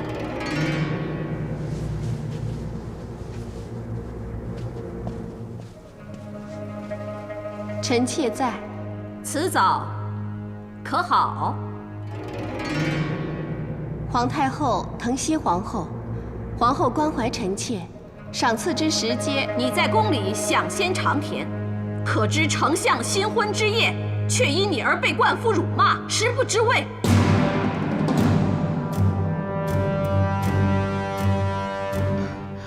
母后息怒，妹妹向来待人仁厚，怎么会让丞相难堪呢？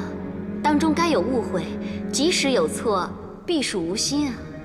哼，无心？我看分明就是有意吧。上次说以孝为先，看似劝解皇帝与丞相，却在背地里兴风作浪，离间生就。臣妾愚昧，还请皇太后明示。愚昧？你聪明得很。皇帝护你，就恃宠生骄，竟叫兄长去向丞相科索田地，贪得无厌。丞相勉为其难替你们要了，你们又怕受责，不敢要。哼，不要也就算了，你那该死的兄长，竟然厚颜无耻，反说是丞相赠田地，意图巴结，污蔑丞相。你们魏氏一族那些无功无职的兄姐们，在外仗势欺人，骄横放肆，全都是因你的纵容，你可知罪？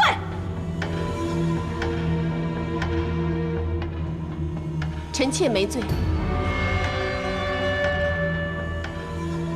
你再说一次。还是那句，臣妾没罪。启禀皇太后，臣妾与家人一直谨记母训，不受无功之禄。臣妾的兄长也从未向任何人索取田地。你是说，丞相冤枉你了？臣妾不敢。只是，丞相确实主动提出要赠与田地，可是兄长最后并没有收受。你是想说丞相冤枉你？那么是丞相主动送地，也是意图要巴结你们魏家，而你们魏家居然还拒绝了。母后息怒，魏夫人，虽然科索和散播谣言与你无关，可是，你再重亲情，也不能这样为了亲人而惹皇太后生气啊。可是臣妾一家从未对任何人提起丞相赠地一事，那污蔑之罪，实不能承认。城南30里那块地本属于魏齐侯窦婴，相信冠夫正因如此才得知此事，还请皇太后、皇后明鉴。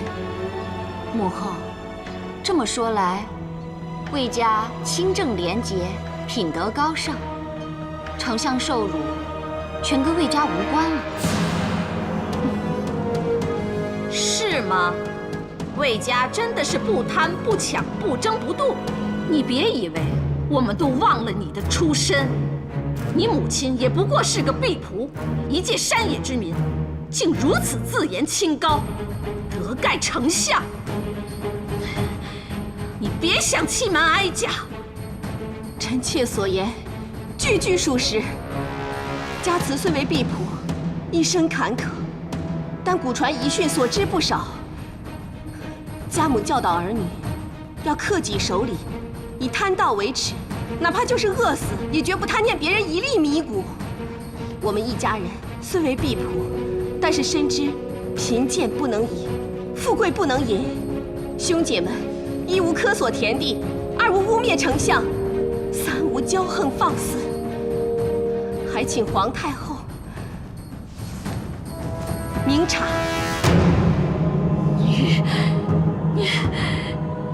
你好啊你！魏夫人，你进宫多少年了？后宫的规矩礼仪你都忘了吗？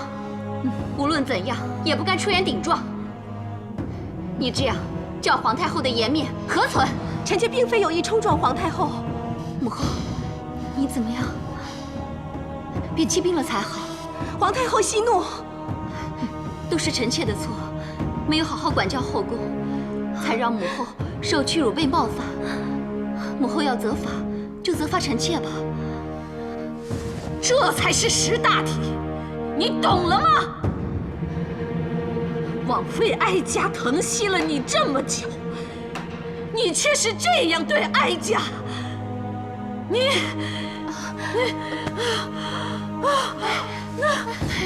皇太后，快传太医令！诺。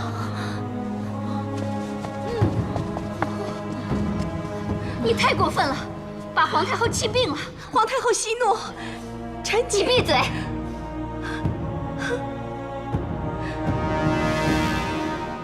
都是臣妾的错，臣妾急于维护家人的气节，逆言犯上，求陛下降罪。哎，起来吧，坐。朕难道还不清楚你的为人吗？幸好母后这次身体无碍，就判你个有情可原吧。手这么冷啊，来，觉得如何？好暖和。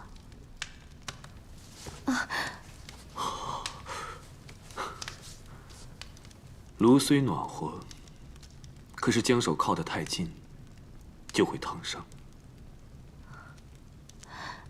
臣妾明白，臣妾以后凡事都会把握分寸，会想办法让皇太后消气宽心。那朕就放心了。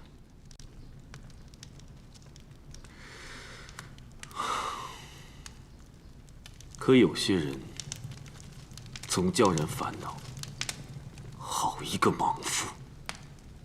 陛下指的是冠大人。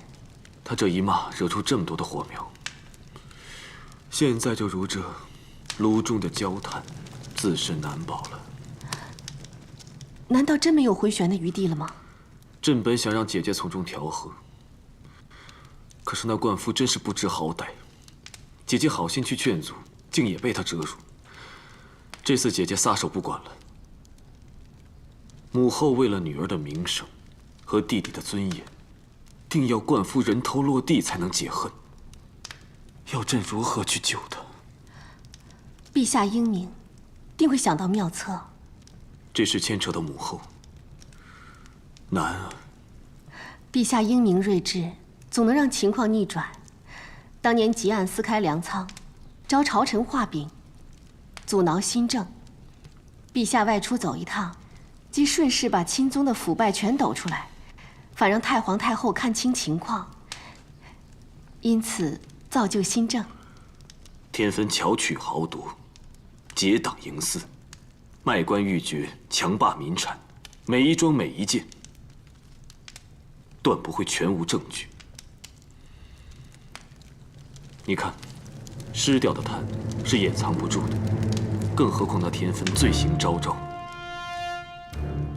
这一切若当众揭发，依我看来，即便是母后，也再难以亲情包庇。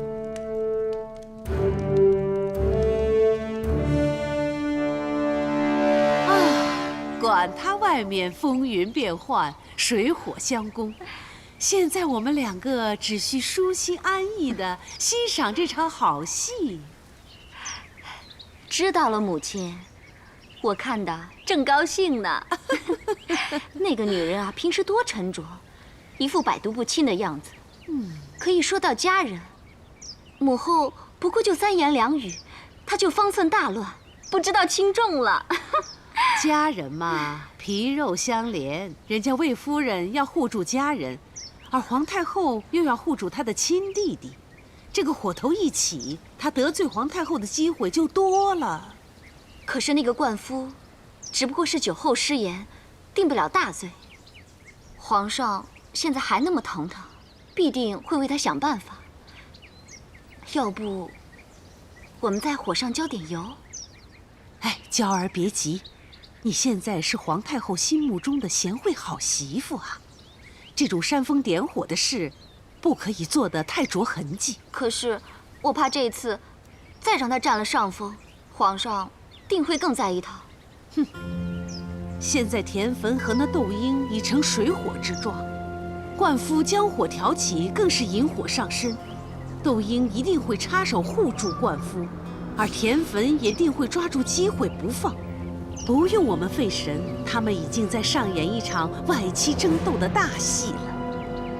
只要我们在适当的时候，将那个女人说成是和窦婴一伙的，那就足以令他担起勾结势力、意图干政的大罪了吗？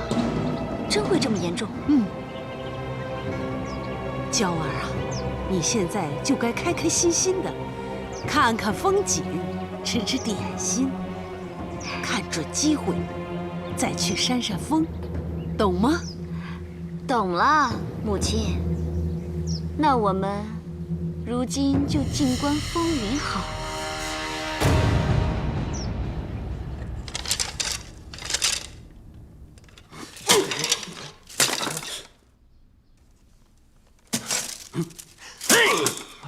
不是可三问，丞相或可再补。不，季补也沾过，贵补也问过了，全部都是一样，通通都是不及，还补什么？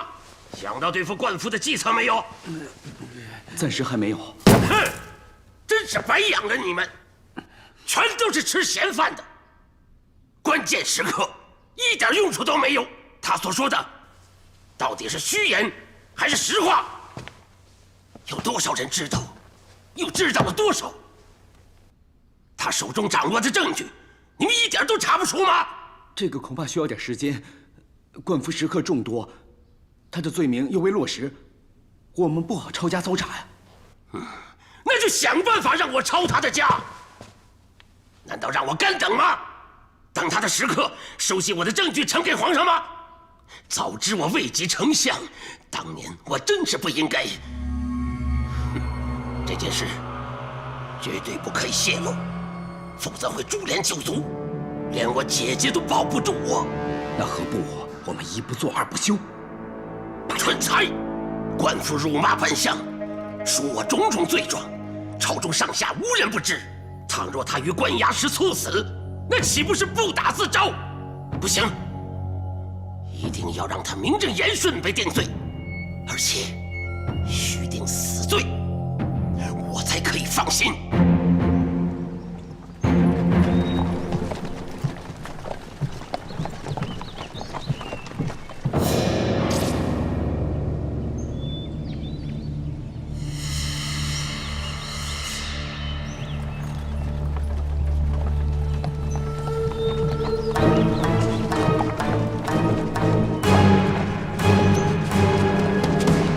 小人参见丞相。你是个看相的，为何旗幡上不写神机妙算、料事如神？这个“计”字是何意思？小人不算命，只献计，以计谋生。此处荒芜偏僻，人迹罕至，你选择在此卖计，能谋生吗？市井人流虽多，但机缘未到，人再多也枉然。而这荒郊，却是有缘人必经之路，一个就足够了。那个人你等到没有？有缘人近在咫尺，就是丞相。草民在此恭候多时。你怎么知道我会经过这里？这里乃是五色帝庙必经之路，而五色帝庙正是帝王、朝臣求神祈福、问道解惑之地。其实，万事万物必有命理天意，顺应了天意，自然万事皆通。丞相与其求神问卜，不如应了这天意，给小人一个机会，听听小人的计如何？如你所言，我历代大汉皇帝共拜五色帝，如今风调雨顺，国运昌隆，你凭什么自别五色帝？可解我烦忧。就凭小人知道丞相的烦忧是如何置一个人于死地。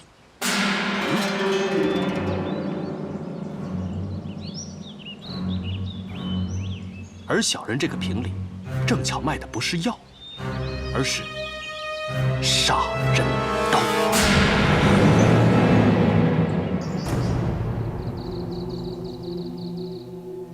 这茭白酒热得刚好，内含玉衡心经与百叶仙药，可令丞相延年益寿。这酒中穿椒和侧百叶，要数正月采的最好。小人以蜜蜂浸泡了7日，应该正合口味。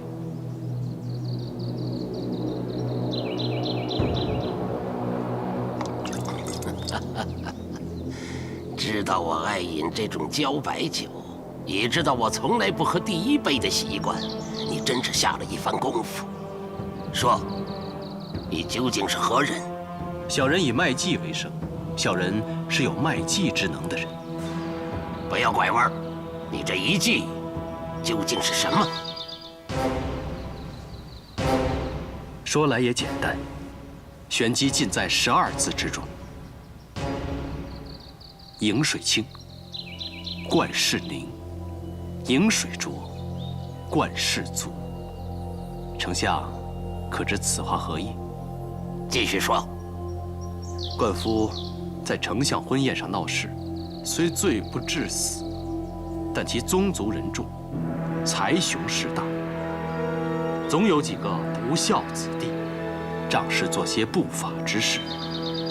若要饮水变浑浊，则是冠氏族人在杀人作乱。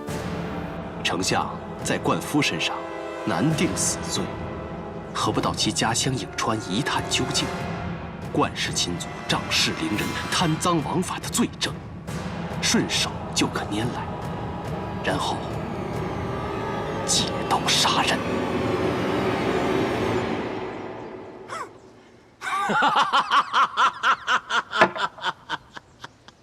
就这样，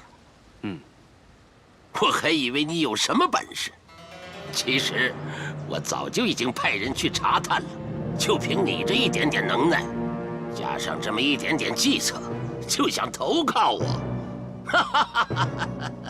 看来今天你的计是白卖了，这些酒也白煮了。更重要的是，我的时间让你白耗了。哼！